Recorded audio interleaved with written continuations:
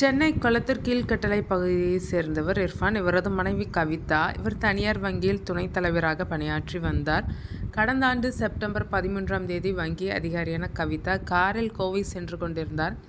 அப்போது கவனக்குறைவால் கார் நிலை தடுமாறி சாலையின் சுற்றுச்சுவரில் மோதி கவிழ்ந்தது. இதில் கவிதா படுகாயமடைந்தார். விலா எலும்புகள், முதுகுத்தண்டு ஆகியவை கடும் சேதமடைந்தது.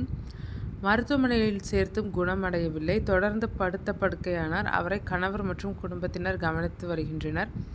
இதையடுத்து இழப்பீடு கேட்டு கவிதா சேலம் மோட்டார் வாகன விபத்துகளுக்கான சிறப்பு சார்பு நீதிமன்றம் 2இல் மனு தாக்கல் செய்தார். இந்த வழக்கு சட்டப்பணிகள் ஆணைக்குழுவில் விசாரணைக்கு வந்தது. இதில் இன்சூரன்ஸ் நிறுவனமும் கவிதா தரப்பும் பேச்சுவார்த்தை நடத்தினர். இதில் கவிதாவுக்கு ரூபாய் 3 கோடி இழப்பீடு வழங்க இன்சூரன்ஸ் நிறுவனம் ஒப்புக்கொண்டது. இதையடுத்து சென்னையிலிருந்து ஆம்புலன்ஸ் மூலம் கவிதா சேலம் நீதிமன்றத்திற்கு அழைத்து வரப்பட்டார்.